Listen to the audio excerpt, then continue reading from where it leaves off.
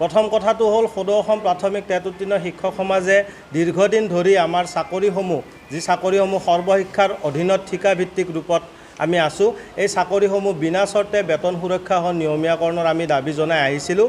আৰু সময়ে সময়ে এই দাবী লৈ আমি বিভিন্ন গণতান্ত্ৰিক কাৰ্যসূচী আনুষ্ঠানিক আলোচনাও আমি বিভাগৰ লগত কৰি আহিছিলোঁ। শেহতীয়াভাৱে অসম চৰকাৰে আমাক নিয়মীয়াকৰণৰ এক পদক্ষেপ গ্ৰহণ কৰিছিল, কিন্তু যোৱা 26 জুন তাৰিখৰ অসমৰ কেবিনেট সভাই এক সিদ্ধান্ত গ্ৰহণ কৰে যে আমাক নিয়মীয়াকৰণৰ পৰিৱৰ্তে আমাক স্পেচিয়েল ৰিক্ৰুইটমেণ্ট ড্ৰাইভৰ দ্বাৰা আমাক পুনৰ একেটা পদতে নিযুক্ত কৰা হ'ব। আমি শিক্ষকসকলে সেই ব্যৱস্থাৰ সম্পূৰ্ণ বিৰোধিতা কৰিছিলোঁ, যিহেতু আমি যোৱা 12 বছৰ ধৰি সেই বিদ্যালয়ৰ সেই একেটা পদতে আমি কৰ্মৰত অৱস্থাত আছোঁ। নিয়মীয়া শিক্ষক কৰ্মচাৰীয়ে যি ধৰণে দৰমহা আৰপিমতে লাভ কৰে, সেই দৰমহা আমি লাভ কৰি আহিছোঁ। আজি 12টা বৰ্ষ উকলি যোৱাৰ পিছত পুনৰ একেটা বিদ্যালয়ত একেটা পদতে আকৌ আবেদন কৰি চাকৰিটো নতুন কৰি লোৱাৰ কোনো যুক্তিযুক্ততা নাই। সেয়েহে আমি দাবী জনাইছিলোঁ আমাৰ চাকৰিসমূহ বেতন সুৰক্ষা সহ যিটো আমাৰ আজিৰ তাৰিখত যিটো আমি দৰমহা লাভ কৰিছোঁ, সেই দৰমহা সহ আমাক চাকৰি নিয়মীয়াকৰণ কৰিব লাগে। কিন্তু তেওঁলোকে তাৰ মাজতে অসম আমাৰ এখন আইন যিখন আছাম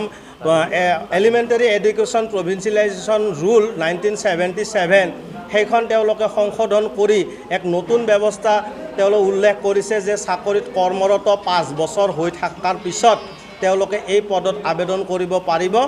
আৰু সেই আবেদন কৰাৰ পিছতহে তেওঁলোকৰ চাকৰিসমূহ সম্পূৰ্ণ নতুনকৈ নিযুক্তি লাভ কৰিব নিয়মীয়া শিক্ষক ৰূপত। কিন্তু আমি যিহেতু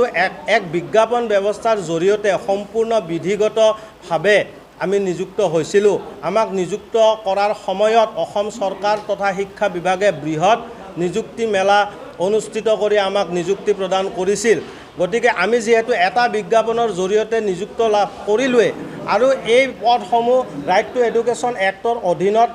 অনুমোদিত পোষ্ট, সেই পোষ্টখিনিত আমি কৰ্মৰত হৈ আছোঁৱেই, তেনেস্থলত আকৌ সেই একেটা পদতে আমি বিজ্ঞাপনৰ জৰিয়তে আবেদন জনাই আজিৰ তাৰিখত পাই থকা দৰমহাৰ পৰা 15-16 হাজাৰ টকা কমাই নিয়াৰ কোনো যুক্তিযুক্ততা আমাৰ শিক্ষকসকলে আমি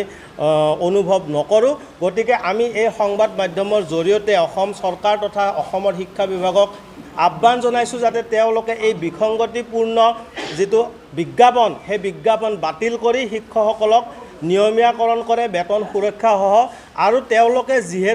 তেওঁলোকে যেতিয়া মন যায় তেতিয়াই যিকোনো আইন সংশোধন কৰি ল'ব পাৰে, যিটো আমি ইতিমধ্যে দেখিবলৈ পাইছোঁ। তেনেহ'লে তেওঁলোকে আকৌ আইনখন সংশোধন কৰি আমাৰ চাকৰিসমূহ যাতে বেতন সুৰক্ষা সহ নিয়মীয়াকৰণ কৰে, তাৰ বাবে আমি আহ্বান জনাইছোঁ। যদিহে আগন্তুক সময়ত আমাৰ শিক্ষকৰ আহ্বানৰ প্ৰতি অসম চৰকাৰ তথা শিক্ষা বিভাগে কোনো সঁহাৰি প্ৰদৰ্শন কৰা পৰিলক্ষিত নহয়, তেনেহ'লে এই বিজ্ঞাপন ব্যৱস্থাৰ বিৰুদ্ধে আমি মহামান্য উচ্চ ন্যায়ালয়ৰ দ্বাৰস্থ হ'বলৈ আমি আগবাঢ়ি যাম আৰু লগতে গণতান্ত্ৰিকভাৱে আমি আগন্তুক দিনত শৈক্ষিক অভিৱৰ্তন অনুষ্ঠিত কৰা